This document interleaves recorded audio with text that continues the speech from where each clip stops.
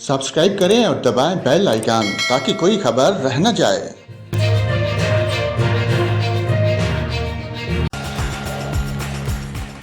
अस्सलाम वालेकुम नाजरीन, यहाँ पर आपको अहम खबर से आगाह करें। फेडरल फ्लड कमीशन ने भारत की जानिब से सैलाबी पानी छोड़ने के बाद दरिया रावी में ऊंचे दर्जे के सैलाब की खबरों को मुस्तरद कर दिया, लेकिन कहा कि कुछ लोग जिन्होंने दरिया के किनारों पर तजावुज़ात कायम कर रखी हैं मुतासर हो सकते हैं।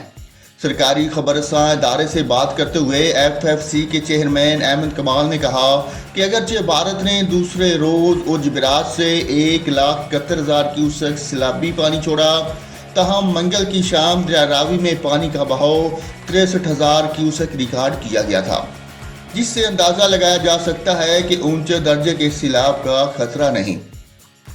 उन्होंने मजीद कहा कि रावी और सतलज दरिया आम तौर पर खुश्क रहते हैं और कुछ लोगों ने इनके किनारों पर तजावुज़ात कायम कर रखी हैं। उन्होंने कहा कि 50,000 क्यूसेक पानी का निचला सैलाब इनके लिए खतरनाक है जिन लोगों ने दरिया के किनारे गैर कानूनी तजावुज़ात कायम कर रखी हैं। गुज़श्ता रोज़ बताया गया कि दरिया रावी में भी पानी की सतह बुलंद हो रही है, जिससे साहिवाल फैसलाबाद रोड को खतरा हो सकता है। ज़िला इंतज़ामिया साहिवाल ने दरिया के किनारे आबाद बस्तियों के लिए अलर्ट जारी कर दिया है। दरिया के पानी से ज़मीनी कटाव के बायस इलाके के लोग महफूज मकामात पर मुंतकिल हो रहे हैं।